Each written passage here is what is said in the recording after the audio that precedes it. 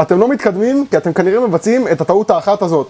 אתם בטח תשמעו מהמון מקורות שחזרות גבוהות ומשקל נמוך וחזרות נמוכות ומשקל גבוה בונים את אותה כמות שריר כל עוד אתם הולכים את הסט קרוב לכשל או לכשל. הטעות האחת שאתם עושים זה שאתם חושבים שחזרות גבוהות ומשקל נמוך וחזרות נמוכות ומשקל גבוה בונים את אותה כמות שריר, אבל זה לא יכול להיות יותר רחוק מהמציאות. הבעיה עם חזרות גבוהות זה שהשריר מופעל ליותר זמן, וברגע שהשריר מופעל ליותר זמן יש הצטברות של יוני סידן, מה שמוביל לתשישות. תשישות שקשורה ליוני סידן בהכרח תגרום לנו לאי יכולת להפיק מתח מכני בסיבי השריר שאנחנו רוצים לגרות. כשאין לנו יכולת להפיק מתח מכני בסיב השריר שאנחנו רוצים לגרות, זה אומר שאנחנו בהכרח לא נגדל את השריר. בסטים עם משקל גבוה וחזרות נמוכות אין את הבעיה הזאת של הצטברות יתרה של יוני סידן בתוך סיב השריר הבודד. זה אומר שבהכרח סטים עם חזרות נמוכות ומשקל גבוה יותר טובות כשזה מגיע להימנעות מתשישות שקשורה ליוני סידן. בסטים עם חזרות גבוהות יש לנו עוד בעיה חמורה, שזה תחושות לא נעימות בגלל מאמץ קרדיו-וסקולרי.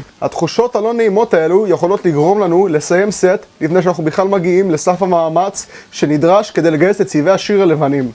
וברגע שזה קורה, אנחנו לא מגרים את סיבי השריר עם פוטנציאל הגדילה הכי גדול. ככה או ככה, כל מחקר שיוצא שמשווה בין חזרות גבוהות לחזרות נמוכות, פשוט עושה דבר אחד פשוט, וזה שהן מוכיחות את מודל החזרות האפקטיביות של קריס בירדסלי, שטוען שחזרה אפקטיבית היא חזרה שיש בה מתח מכני גבוה וגיוס יחידות מוטוריות מהסף הגבוה. בסט עם חזרות גבוהות, החזרות האפקטיביות רק מגיעות בסוף הסט, בזמן שבסט עם חזרות נמוכות ומשקל גבוה, כמעט כל החזרות בסט הן חזרות אפקטיביות. שימו עוקב לעוד תוכן מבוסס מדע.